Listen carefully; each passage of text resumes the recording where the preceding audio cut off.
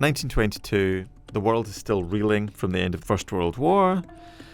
Lots of young men have died in the war in Europe. Here comes the somewhat pathetic, sad remains of a young man of 18 years old. The mask, the golden mask, is so awe-inspiring. It really speaks to that generation. From the secrets of the pyramids to the mysteries of mummification, ancient Egypt has captivated the popular imagination for centuries. In this HistoryExtra podcast series, we're looking back at this remarkable culture, which has left such a significant mark on history. I'm your host, Emily Briffett, and I'm joined by Dr. Campbell Price, curator of Egypt and Sudan at Manchester Museum.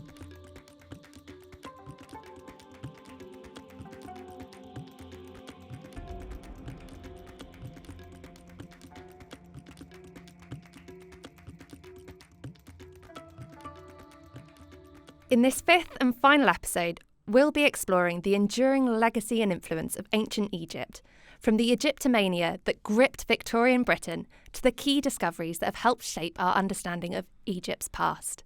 Campbell, thank you for joining me again for the final time. Ah, lass, I'm sorry it's coming to an end. Well, it's a good chance to talk about ancient Egypt's legacy then. Sure. So, my first question to you, we've talked about so much of ancient Egypt's past. Mm-hmm. With that in mind, is it a lost world? Well, I think we've said throughout, Emily, that anything we've been discussing has been seen through a modern lens. And as we'll see, the Victorians have a lot to answer for. And one concept is that of, Arthur Conan Doyle was fond of it, the lost world. So the idea about archaeology is that we're discovering something that was totally lost. Egypt itself wasn't lost. Egypt has always been a country in the northeast of Africa. And so to say to the people who lived next to the pyramids, knowledge of ancient Egypt was totally lost is nonsense. But it fits very much this Victorian colonial conceit that it can only be Western European discoverers, gung-ho discoverers, that reveal the true nature of civilizations, of people, of cultures, when in fact the legacy of scholarship, the legacy of interest and study and engagement started with the Greeks and the Romans and continued through Christian and Islamic times to the modern day. So the idea that ancient Egypt is a lost world is a fiction. I'm sure we're going to come on to the Victorian Egyptologists and explorers and the people who went out there gung-ho, as you've said. But first, we've got a question from a listener, Sweden Hungary, on Twitter, and they've asked about how the ancient Egyptians actually treated and looked at their own history. And I think we've had a hint of this in earlier episodes with one of your key examples. Indeed, Prince Khammwasit. So he is maybe not quite what we would describe as a historian, but he takes some interest for his own religious reasons in monuments from the past. So you've got to realise that there were always people living next to monuments in pharaonic times, and those monuments might have been still in use, or they might have been viewed as ruins or as evidence of past achievements. So the history of ancient Egypt really is written by the Egyptians themselves. They look back on a rich past as a source of inspiration, as a source of information, as a source of ways of designing new things. It's easy to say they looked back with respect. They also had a penchant for tomb robbery. So it's, as anywhere in the world, you have some people who will respect an idea, a concept, a past, and others that will exploit it because it's conducive and it's a money spinner. So it was a mixed attitude. I think there would be some who'd be deeply respectful, others who would want to exploit tombs for their own gain. After various tomb robbing endeavours and also various conquests of the region, how much can we actually say still survives of ancient Egypt as a civilization. How much has been lost? Well, I mean, I guess, how much do we know? How much do we know we know? How much do we know we don't know? There are survivals in modern Egyptian practice which are distinctively Egyptian. They're not necessarily, they might not be defined by broader regions in the world. And the Egyptians I know are very proud of them. So there are aspects of social practice, behaviour, religious practice, even though the majority religion in Egypt now is Islam, with a minority Christian and Jewish population. There are things that you do, and there are words you use and traditional practices that have survived surely thousands of years. So ancient Egyptian life survives in that way.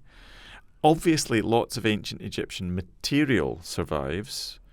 Lots of it is in Egypt, but lots of it is outside of Egypt. And I think in some ways the story is complicated, but those objects can remind people either of violent, unfair struggles where Europeans went in and took things, but those same objects can act as cultural ambassadors that drive tourism to Egypt in a way that other material from other cultures simply does not have the same impact. So it's a complicated story. Ancient Egyptian ideas and ancient Egypt as a concept, and it is somewhat of a mirage, survives in lots of different ways.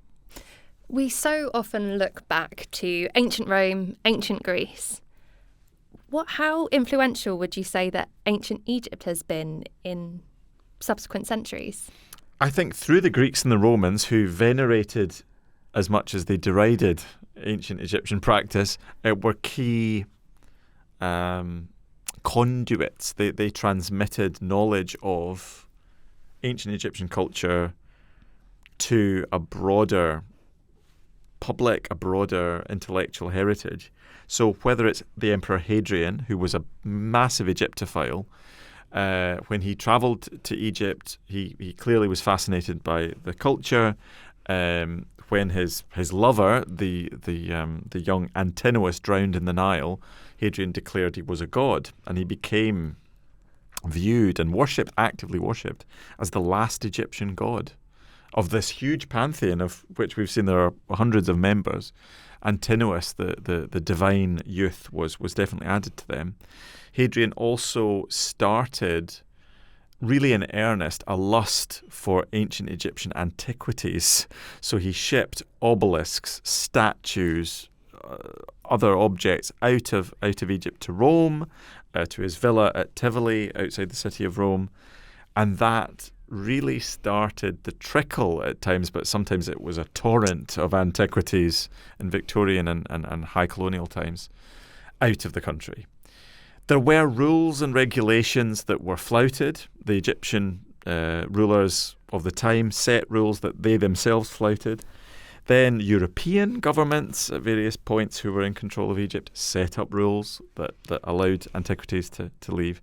Now all antiquities are property of the state in Egypt. You can't take material out that's been excavated legally, but I do hasten to add that Egyptian cultural heritage is at an all-time moment of threat because of the black market, because we have created for the last hundreds of years, arguably back to Hadrian, the demand for ancient Egyptian stuff that outstrips desire for almost any other kind of cultural product. So unfortunately, on the black market, more is being removed, destroyed without any context than at the height of colonial government. I should probably ask you about legitimate study of ancient Egypt. When did Egyptology first become a thing? Interest in Egyptian culture, as we've said, spans millennia. But it becomes formalized as what we might recognize in the West as an academic discipline in the early 19th century, really with the French invasion of Egypt and an attempt to document and account for monuments, flora, fauna, the average working capacity of a man. Make no mistake, that was the French wanting to prepare Egypt for direct colonial rule. And then, as a result of the discovery that we'll come on to, the European elite, intellectual elite, French and British people in particular, but also Germans and others, really assert this idea that Egyptology is a science. It is a distinct aspect of archaeological, cultural studies, and that is when Egyptology is born. But Egypt itself has never been an equal partner, really, until relatively recently, and we still live in the shadow of those colonial decisions. It's really been a science, if you like, if you can call it that, controlled by Europeans. Now, every episode, we've asked you to nominate a particular artefact, object, that really tells us something about ancient Egypt. What is our one for today? Well, so this is one I think that most listeners will know. It's probably the most famous inscribed chunk of rock in the world, the original rock star, you could say, and that is the Rosetta Stone, as is known. I'm fond now of calling it the Hagar Rashid, which is the Arabic term for the stone from the town of Rashid. So Rashid is the modern town you can visit, but in classical times it's known as Rosetta. So in 1799, as part of a military, surprise, surprise, a military project to control more of Egypt, the French are building a fortified settlement, and in the excavations to prepare the foundations, they find this chunk of stone, and immediately it is realised that this is text in hieroglyphic script and in demotic script, so the cursive script of later pharaonic times, and Greek. So there is a third script. So it's not 3 languages, it's 2 languages. It's Egyptian and Greek, written in 3 different scripts.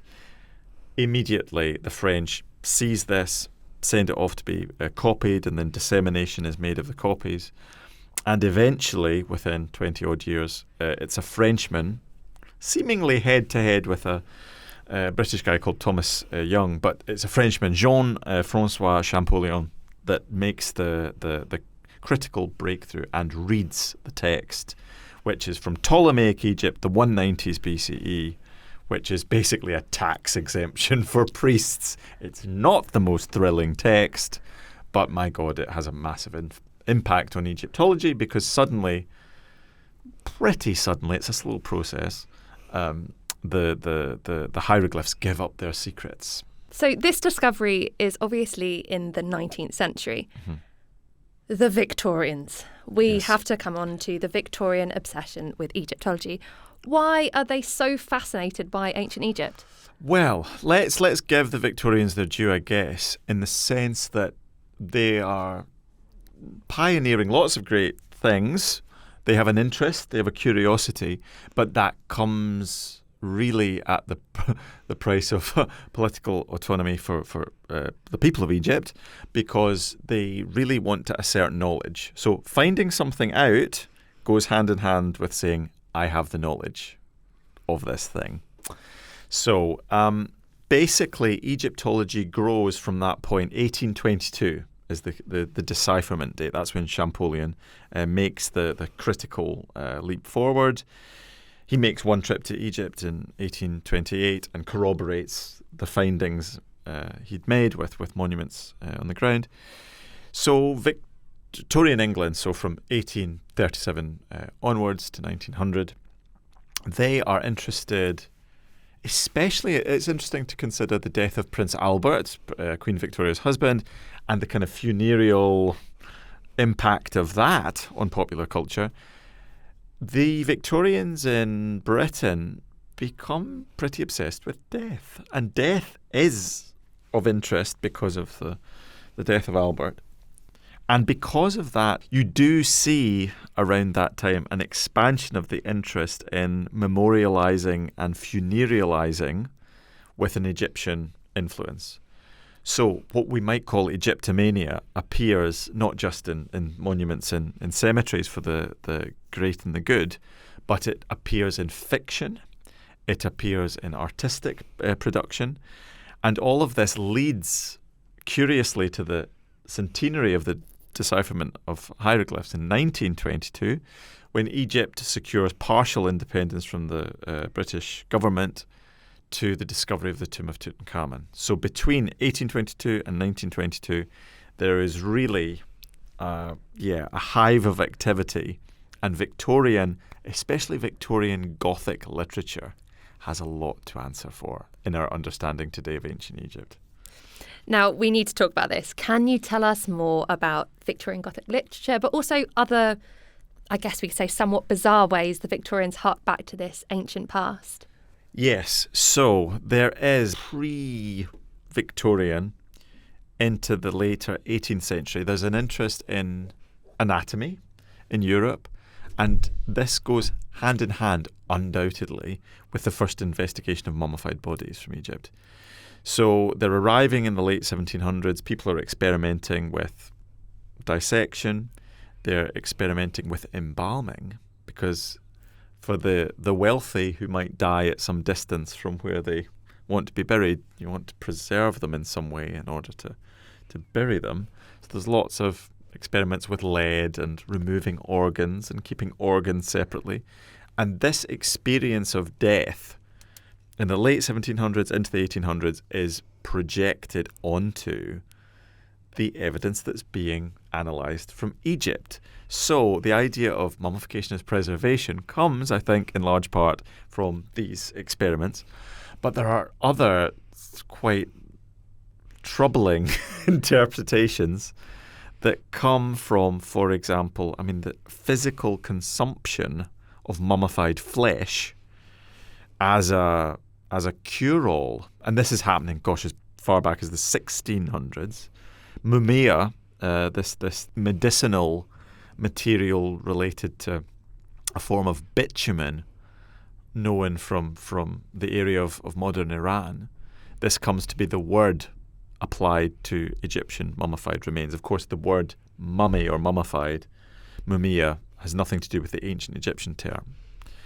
But maybe there are trace amounts of bitumen in the black goo which is applied to the mummified body as a way of transforming it into a divine image.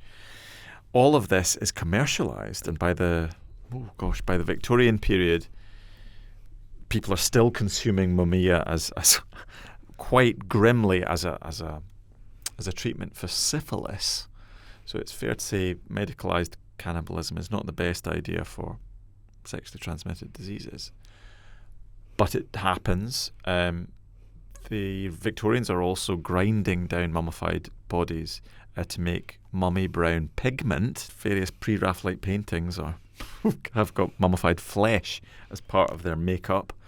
At the same time, in Egypt, mummified bodies are being used to stoke the fires of the railways. So there is widespread destruction going on a mass scale. So those mummified bodies that end up in museums, in a way, are the lucky ones. Anyway, the Victorians then imagine this, or this whole process influences literature, Gothic fiction, and that is driven, most fascinatingly, by a core fear of retribution from the ancient Egyptians. And I think it betrays, to me, a very clear feeling of colonial guilt, that the colonial exploitation of Egypt, really from the very late 1700s right the way through into the early 20th century, is reflected in what if the Egyptians bump back? What if the archaeologist, intrepid, white, mustachioed man probing the depths of the tombs, what if there's danger lurking in there and the mummified dead come back to life? So the real kind of background story, repeated again and again, is influenced by this really acute fear that a transgression has occurred on the part of the Western archaeologists and colonial exploitationists, and that Egypt and its ancient past are having their revenge on those explorers. this might then explain why we get the sort of strange mummy character in horror film, I guess. Sure, that comes as a result of the written literature. So earlier you brought us up to 1922 very nicely with the discovery of Tutankhamun and by Howard Carter. Can we touch on that? Why was that discovery so significant more than any other? Well, I mean, arguably Tutankhamun's tomb is the number one archaeological discovery ever made. It is essentially the intact tomb of an Egyptian king, chock full of fascinating things, a lot of them covered in gold. And I'm always keen to point out, had we discovered the intact tomb of another pharaoh, it might not have had quite as much of an impact, given the timing. So, 1922, the world is still reeling from the end of the First World War.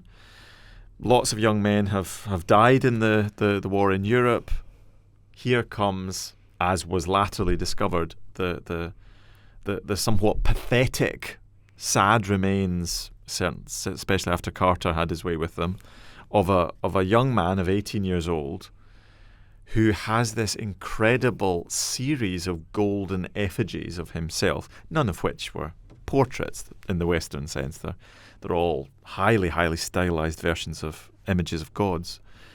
But the mask, the golden mask, is so awe-inspiring. It really speaks to that generation. It speaks to Art Nouveau. It speaks to the zeitgeist.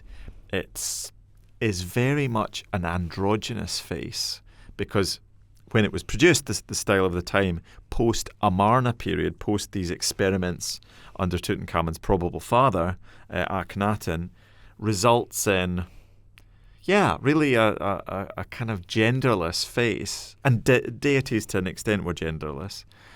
But the key point, probably for popular understanding, is that there is this face that speaks to everyone. It is just a masterwork of immediacy and humanity, although, ironically, the face is meant to depict a superhuman being. It's a god. It's a deity. And altogether, the contents of the tomb and the circumstances of the finding of the tomb, Carter is this, guy who essentially comes from nothing on the basis of his artistic skills. He's trained up as an archaeologist. The archaeologist who trains him says he'll be a hopeless excavator. He goes on to be the most famous archaeologist ever to have lived. But he's also a dealer, a kind of antiques hustler. He gets this patron, Lord Carnarvon. Carnarvon dies. There's the story of the curse. Goes around like wildfire. Altogether, it's absolute, pure Hollywood, and indeed has inspired lots of Hollywood stories. So the whole package, the whole Tutankhamun package, is just too much to believe, really. To take a step out of Tutankhamun's story, why were the discoveries in the Valley of the Kings more generally, more widely so significant? Well, because the Valley of the Kings is, as it says, the cemetery of royalty. And it's interesting to note Howard Carter actually had worked in the Valley of the Kings for years before. It's often in the popular understanding of Howard Carter, he's just a guy who got lucky.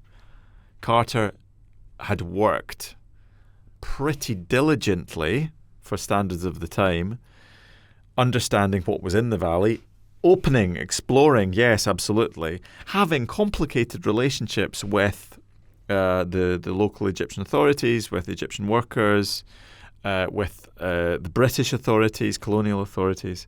He's a complicated character, but he knew, because he'd excavated them, the sorts of things tombs contained. He even found a plan of a complete tomb, a later complete tomb. So in some ways, Howard Carter was the best placed person ever to have really found the tomb of Tutankhamun, and that's what he does. He gets lucky, in his mid-40s when he makes that discovery. But the whole valley is significant because it was the cemetery of these god kings. Most of them had been cleared out, had been gathered together, the tombs had been stripped of their valuables, and the bodies of these royals had been gathered in a secret cache, a royal mummy cache. Tutankhamun had escaped because he wasn't officially in the history books, such as they were, because his father and his whole family had been blacklisted and then stricken from the record. And then the location of the tomb was perfect to be sealed under a concrete, hard layer of flood debris, because there are occasional flash floods. So Tutankhamun was forgotten by history, covered by the flood debris, and then a later king had built a tomb higher up the cliff and covered what remained of the entrance with chippings. So he was triply protected until Carter came along, found lots of things out about the tomb and recorded the tomb in for the time, exemplary fashion, but was terrible at diplomacy with Egyptian authorities of the time, and pulled Tutankhamun's body to pieces. So maybe not the way Tutankhamun might have wanted his afterlife to go, and in the end Tutankhamun's body was probably in worse shape than had the tomb robbers got to him in the first place. Now, obviously, people like Carter, their story isn't just some boy's own kind of adventure story. Could you tell us what were some of the key controversies and criticisms associated with this era of Egyptology? You've already mentioned Tutankhamun's body. Yes. I mean, that's a general thing about attitude to mummified remains, which were especially exploitative and framed very much as scientific medical investigation, so justified by the belief that you were finding out something about the individuals. In fact, very little definitively is known about any of these people because the evidence is not really of that nature. However, within the broader political context, we have to remember in 1822, Britain invades Egypt because it wanted direct access to its South Asian imperial possessions. The empire in India was of great importance, and so the Suez Canal was of prime geopolitical significance, and the British did not want the Egyptians, who'd asserted a nationalist interest in controlling their own territory. They didn't want that. They had to quash that as quickly as possible. So they installed this veiled protectorate where Britain really did rule Egypt pretty directly for about 40 years. Partial independence came in 1922, which meant Tutankhamun was really significant. So when we talk about Egyptomania, we're often talking about things that happened in Europe or in America, but in fact Egyptomania is global. It has various manifestations, not least in Egypt itself, where the discovery of Tutankhamun's tomb gave a hope, sometimes called Pharaonism, for a brighter future where Egypt might have self-determination for itself. So within this milieu, within this setting, Carter, although he did have, significant understanding of Egypt and of Egyptian people, he's very much operating with the money of a very wealthy British aristocrat, and he's pretty slapdash when it comes to diplomacy. So, in a way, the Tutankhamun find is a case study in colonial power relations of the time. Obviously, Egyptology, this Egyptomania, has such direct ties to imperialism. Mm-hmm. What impact has this had, sort of long term? Well, I think we still live in a world where Egyptology is a colonial product, and that is seen quite clearly in the fact that our Egyptian colleagues have not had the ability to take part in Egyptology quite the same way as European Western scholars have. Unfortunately, that's changing. But, a lot of the archaeology at the time did produce a lot of material that we can still study. The problem is when we look at ancient Egypt, reconstructing any aspect of ancient Egypt, take foreign policy or foreign relations in ancient times, we talk about, empires and viceroys and durbars and words that come straight out of the British colonial playbook. So that's a problem. So when we talk about the golden age of Egyptology, that in many ways is also the golden age of exploitation. It's complicated because a lot of that material went internationally and acted as this great advert for what Egyptology was, what ancient Egypt was, for Egyptian tourism. But yeah, the reality is complicated. As a whole, how would you say this sort of golden age, in commas, inverted commas, how would you say it's shaped our understanding of ancient Egypt? It's shaped our understanding in different ways. I think still there is the common perception of the archaeologist as Indiana Jones, and that's absolutely the result of the Golden Age, of the gung-ho, single-handed archaeologist who goes in and extracts stuff. So although there is the glamour of the Gilded Age or the Golden Age, and that's kind of imposed on archaeology, the actual quality of the recording at the time does rather fall short of modern times. So I think the realities of archaeology in a historically very rich place like Egypt are complex and are much more a team effort than the Golden Age maybe gives the impression of. So I think we have to be very careful to, yes, judge people by their time, but to call out things which today would be unacceptable, and to try and reorientate our thinking, because archaeology is a very human thing. It's a very curious thing, but it's about power relations that rarely get made explicit. Now, this is the perfect time to take a pause and introduce our person of the episode. So, as well as an object, we've asked you to nominate a person for each episode. And I think this might be the right time to bring them up. Who are you introducing us to? So in terms of reputation, we still live under this man's shadow.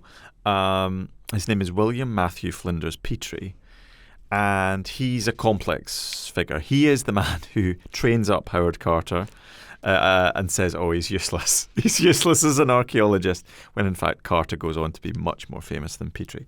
But Petrie has been known in the past as the father of Egyptian archaeology, extremely prolific as a field worker, as someone who led excavations, who had close relationships with Egyptian archaeologists in the field, who went to Egypt in the first instance to measure the pyramids to see if there was any evidence for the Israelites having built them.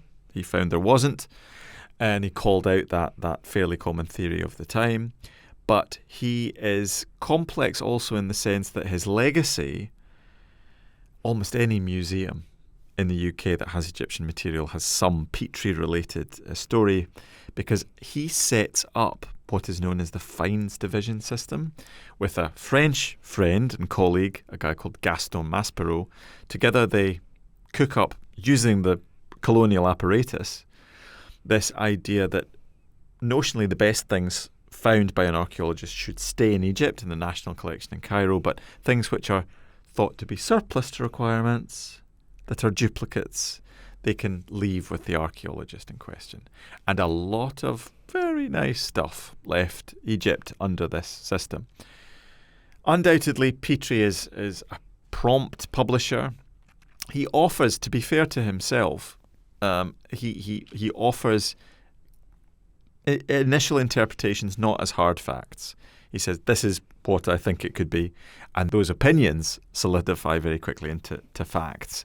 And they're very difficult to shift, as in all historical work. Once something has become established in the literature, it's difficult to shift. Petrie is especially problematic because he makes no secret of the fact that he's very interested in eugenics, in charting race, and he's a very clear idea about hierarchies of race at which he is the top of the tree. As a Caucasian, he has his own head preserved in a jar of spirit. His body's buried in Jerusalem, but his head is is now in University College London because he really thought he was such a good specimen. So Petrie is complicated. He needs, I think, to be contextualized in the values of his time, but there's undoubtedly the case that he takes a specific interest in racial hierarchy, and a lot of what he writes is pretty unpalatable today. A very controversial legacy then. Indeed. Now, from this, again, I'm going to do the inverted quotes marks here, golden age of Egyptology to and beyond, what would you say have been some particularly amazing, fascinating, intriguing discoveries that have been made? Well, if you read the archaeological news, there is something coming out every month, if not every week, from Egypt. Of course, that's just part of modern news sharing. Discoveries, legitimate or illicit, however we define those things, have been going on for centuries. But I mean, notable things recently. The Egyptian archaeologist Dr. Zahi Hawass led a team that found the workers' tombs at the pyramids. I mean, really something fantastic. Insight into the people around the time of the pyramids and slightly later who served the cult of the pyramids. Insights into how people lived through archaeobotanical studies. That's pretty amazing, working out what was being consumed at settlement sites. Totally amazing stuff. One of my favourite finds was a huge collection of statues found under the courtyard of one of the courts at the Temple of Karnak in the early 20th century, the so-called Karnak cachette. And one real standout find for me, the sort of thing you might have thought would be impossible, on the Red Sea coast, so in an area not particularly associated with major archaeological discoveries, an Egyptian French team found a bunch of papyrus documents which basically were the account books of someone who was involved in building the Great Pyramid of Khufu. And it's a log of blocks being moved around, and the reason the papyri are there is because of sea voyages. The Egyptians were using the boats on the River Nile, but they were also using boats to travel further afield on the Red Sea coast. And so the archive seems to have just been left there. But if you had said, oh, we'll find essentially a pyramid builder's diary, no one would have believed you 20 years ago, but that is indeed what was found. So when people say, as you're maybe about to ask me, is there anything left to be discovered? The answer is a resounding yes. There's lots to be discovered. But a lot of the things that are already known in museum storerooms or in magazines, storage spaces in Egypt, are open to interpretation or reinterpretation. So the work of Egyptology goes on regardless of any new material being dug out of the ground. You're right. That was exactly the question I was going to ask you. I think it's one of those questions of how big is that iceberg? I suppose you could just keep going because you don't know how much there is to discover. Sure, exactly. So we have all these amazing, fascinating, extraordinary artefacts, objects, sources. What are some of the biggest challenges in preserving this history? Well, gosh, there's so much of it. There's so much physical material, but there's also a kind of great intellectual burden or legacy of how it's been interpreted in the past. And a lot of what I think of as Egyptology is actually unthinking some of the interpretations that have gone before us, building on the work of our predecessors, but trying to nuance some of those understandings.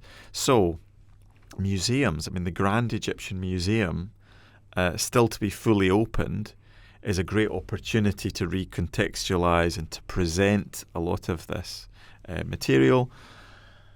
It's around the world. I mean, I think, the fact that ancient Egypt is so represented in international museums is both, as I said, testament to the systematic exploitation of Egyptian cultural heritage, as well as an opportunity to talk about a different culture outside of the expected encounter in a city like New York or Paris or Istanbul. So it's both challenges, but it's also opportunities. Egyptian culture generally is so rich, and from prehistoric times to today, going through Pharaonic, Christian, Islamic, there is so much stuff you could, and many people have spent lifetimes studying it, but it speaks to a general audience as well. So I think we have to lean into the fascination while also, I guess, trying to gently correct some misinterpretations. And are there any particular big debates that need to be addressed in your mind? Oh, gosh. As we've said, the general colonial legacy about characterizing ancient Egypt in terms of race or origin or identity. A lot of these things are rooted in colonial ideas. We have to critically reassess those. The presentation, the storage, the holding, the display of ancestral remains, human remains in museums is a big issue. We talk a lot about that in museum circles. But how best to challenge not common misconceptions, but kind of dominant narratives about pharaohs and pyramids and death and the afterlife. There's so much stuff in museums that could be used to have a more nuanced conversation, I think. So what are some of those big misconceptions you think we should challenge? Well, I think Egyptian attitudes to imagery, their own imagery, how and what did ancient Egyptians make representations of, and why? Challenges our own ideas about what art is. That's certainly one of my own interests, is the representation of the ancient Egyptian face, because these are not mimetic portraits in a modern sense. They don't replicate nature necessarily as it is. They have other motivations, and I would like maybe, and I'm interested in this myself, in pushing the boundaries of understanding how and why you make pictures or representations of people, because I think that challenges a lot of those colonial narratives. The application of science in Egyptology, whether it's facial reconstruction, which is a highly subjective and potentially very problematic way of explaining the past to a modern popular audience. How ethically to apply science to archaeological remains is a big debate. And then reading texts. Just because we have the text of something doesn't mean it's absolutely clear what the text says. So a lot of even quite well-known pieces of literature or official inscriptions are either rather little known or have been interpreted one way. So I think it would be great to see Egyptian literature taught in the same way as classics is taught, because we have comparable groups of material, and I think that would maybe broaden some horizons. I know you're keen to talk about this. I'm also particularly keen to talk about this, but what are your favourite interpretations, reimaginations of ancient Egyptian culture in the popular media? Well, we've already spoken in this series about several representations, and one point I always want to make is museums do not simply reflect facts. They don't present facts. They don't transmit facts directly. They create facts. And museums are as dependent on popular culture as popular culture is on museums. So, you have Night at the Museum imagines literally what happens at night in a museum building.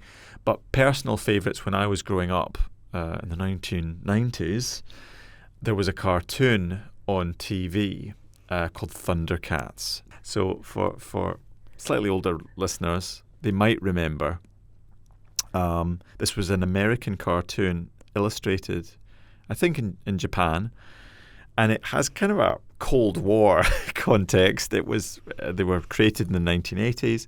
So the baddie is a mummified dog who lives in an onyx pyramid surrounded by 4 obelisks that conduct lightning, and the baddie Mum Ra fights the kind of the NATO-like Thundercats who are there to bring peace to Third Earth.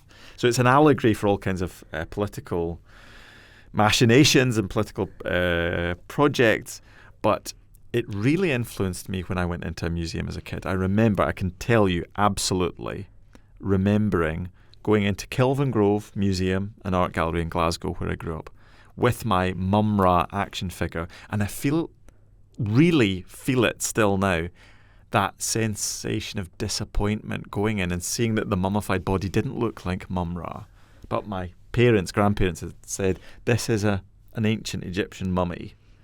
And that disappointment didn't stop me, didn't hinder my interest. It probably fueled the interest in just trying to get hold of as much, before the internet, as much information as possible. Every book, every magazine, every object that was Egyptian themed. And I think a lot of Egyptologists in the Western tradition are the same, and would do well to acknowledge this, that they became interested when they were very young, and maybe that interest still retains a certain childlike, if not childish, wonder.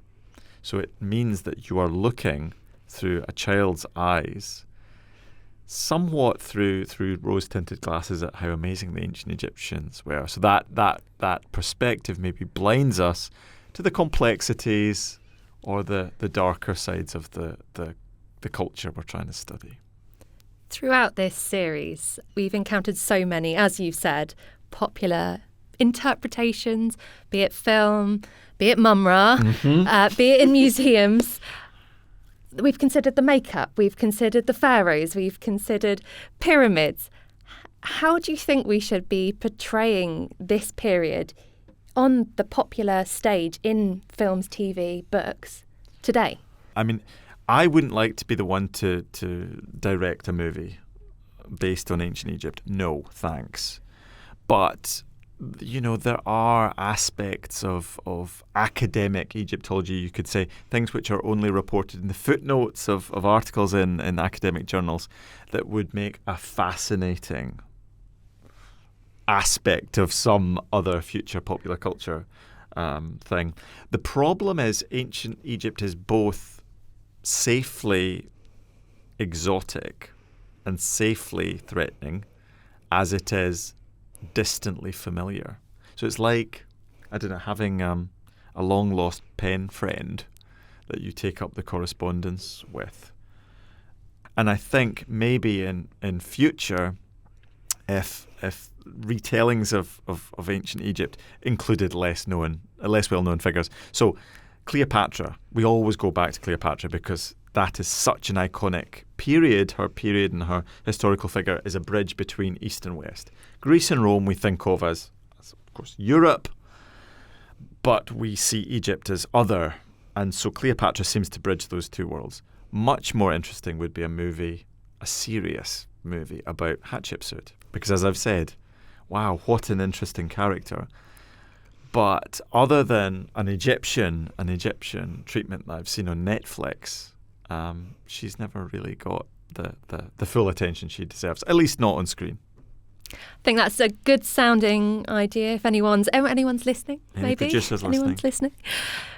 As a final question to you, to wrap up this series, why are we still so fascinated by the ancient Egyptians?